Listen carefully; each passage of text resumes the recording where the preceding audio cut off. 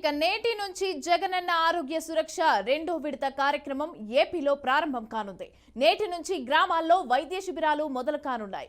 రేపటి నుంచి పట్టణాలు, నగరాల్లో ఈ కార్యక్రమానికి శ్రీకారం చుట్టనుంది సర్కార్.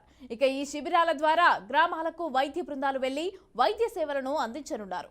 తొలి దశలో 60 లక్షల మంది ప్రజలకు ప్రభుత్వం ఉచిత వైద్య సేవలను అందించనుంది.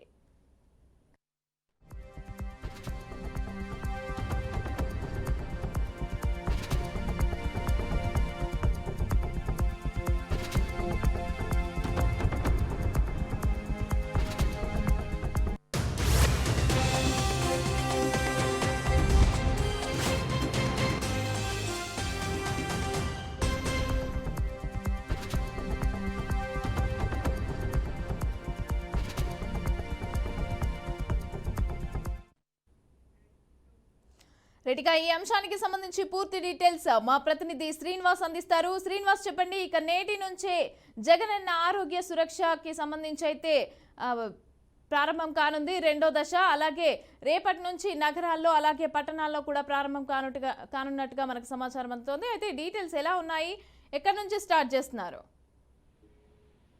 మమత, ఆంధ్రప్రదేశ్ లో మొదటి విడత విజయవంతం కావడంతో రెండో విడత కూడా ఆరోగ్య సురక్ష కార్యక్రమాన్ని ప్రభుత్వం ప్రారంభించడం జరిగింది. నేటి నుంచి ఆంధ్రప్రదేశ్ లో మొత్తం 60 లక్షల మందికి వారి సొంత గ్రామాలలో సొంతంగా ప్రభుత్వ వైద్యులు వెళ్లి వైద్య పరీక్షలు నిర్వహించి వైద్యం అందించడానికి సిద్ధం కావడం జరిగింది. గతంలోనే ప్రతి ఎమ్మెల్యే, ప్రతి అధికారులు కూడా వాళ్ళ గ్రామాలు వెళ్ళి అక్కడ ఉన్నటువంటి వైద్య శిబిరాలు ఏర్పాటు చేసి ఎవరెవరికి ఆరోగ్యం పట్ల ఎటువంటి డిసీజెస్ ఉన్నాయి ఏంటి అనేది కూడా క్లారిటీ తీసుకోవడం జరిగింది. అదే విధంగా ఇప్పుడు రెండో విడత అంటే ముఖ్యంగా చూస్తే ఈ రోజు రెండో విడత నేటి నుంచి గ్రామాల్లో వైద్య శిబిరాలు ప్రారంభమవుతాయి. రేపటి నుంచి నగరాలు, పట్టణాల్లో కూడా శ్రీకారం చుట్టనున్నారు. తొలి విడత దశ సురక్షలో 60 లక్షల మందికి వారి సొంత గ్రామాల్లోనే వైద్యం నిర్వహించడం జరిగింది. ఇప్పుడు మరలా అదే కార్యక్రమాన్ని రెండో విడత ప్రతి ఒక్కరికి సంపూర్ణ ఆరోగ్యం, ఎటువంటి సమస్యలు ఉన్నా కానీ ప్రభుత్వం దగ్గర డేటా ఉండే విధంగా వాళ్ళకి సంబంధించినటువంటి వైద్యానికి సంబంధించి ఏ విధంగా ఉండాలి ఏంటి అనే విషయాల మీద క్లారిటీ ఇవ్వడానికి కూడా ప్రభుత్వం శ్రీకారం చుట్టడం జరిగింది. అయితే మొదటి విడత విజయవంతం కావడంతో రెండో విడత కూడా మరలా ప్రభుత్వం ప్రారంభిస్తుంది. రెండో విడతలో కూడా 6 లక్షలకు పైగా ప్రతి ఒక్కరి యొక్క ఆరోగ్య డేటాను సేకరించడానికి సిద్ధం కావడం జరిగింది. అంటే గ్రామ పంచాయతీలు, వార్డు సచివాలయాలు వీటిలో ఎక్కడైతే అక్కడ ఆరోగ్య శిబిరాలు ఏర్పాటు చేసి అక్కడ అందుబాటులో ఉన్న వారికి వాళ్ళ పేరు నోట్ చేసి వాళ్ళకి ఎటువంటి ఆరోగ్య సమస్యలు ఉన్నాయి ఏంటి అని కూడా క్రోడీకరించడమే ప్రధాన ఉద్దేశం. అంటే ఇప్పటి వరకు చూసినట్లయితే కనుక పోలియో రహిత ఆంధ్రప్రదేశ్ ఏ విధంగా అయితే ఉన్నదో అదే విధంగా ఆరోగ్య రహిత, అనారోగ్యం లేకుండా ఆరోగ్యం ఉండే విధంగా పూర్తి స్థాయి ఆరోగ్యం మీద దృష్టి పెట్టినటువంటి పరిస్థితి జరిగింది. మొదటి విడతలో రాష్ట్ర వ్యాప్తంగా ఆరోగ్య శిబిరాలు ఏర్పాటు చేయడంతో ప్రభుత్వంపై కూడా అనేక ప్రశంసలు గురించినటువంటి పరిస్థితి జరిగింది.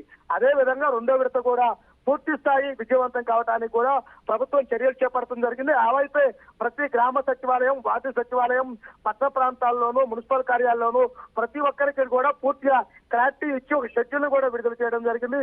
ఏ రోజు ఎవరు ఎక్కడెక్కడ వైద్య శిబిరాలు ఏర్పాటు చేయాలి ఏంటి అనేది కూడా ఇక్కడ కూడా ఉన్నత స్థాయి ఆరోగ్య శాఖ అధికారులు పర్యవేక్షిస్తున్నారు.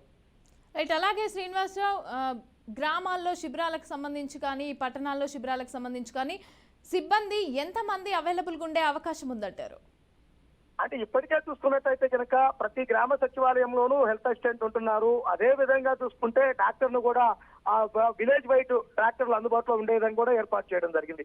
ఈ శిబిరానికి సంబంధించి ఒక్కొక్క శిబిరానికి 10 నుంచి 15 మంది అంటే జనరల్ గా ఉన్నటువంటి ప్రాబ్లమ్స్ ఏవైతే ఉన్నాయో పీరియడ్ కాడి నుంచి ఆరోగ్య సమస్యల ఉన్నంత వరకు కూడా ప్రతి సమస్యకి వారి వైద్య నిపుణులను ఆ శిబిరంలో ఏర్పాటు చేస్తారు. అంటే ఒక వ్యక్తికి ఎటువంటి డిసీజ్ ఉన్నా కానీ ఆ డిసీజ్ 24 గంటల్లో ఇచ్చి వాళ్ళకి వారి యొక్క ఆరోగ్యానికి సంబంధించినటువంటి ఒక షీటు, మీ ఆరోగ్యం, మీ బ్లడ్ ఇచ్చి మీకు సంబంధించినటువంటి బ్లడ్ ఈ గ్రూప్ లో ఉంది, ఇంత పర్సెంటేజ్ ఉంది, మీ హెల్త్ లో ఇటువంటి డిసీజ్ ఉందని కూడా ప్రతి ఒక్కరికి వారికి ఒక లెటర్ రూపంలో అంటే ఒక షీట్ రూపంలో ఇచ్చే విధంగా కూడా ప్రభుత్వం ఏర్పాటు చేయడం జరిగింది. మొదటి విడతలో కూడా అదే విధంగా ఇవ్వడం వల్ల అందరూ ఆనందం వ్యక్తం చేస్తున్నారు. Right, thank you Srinivasarao, thanks for the details.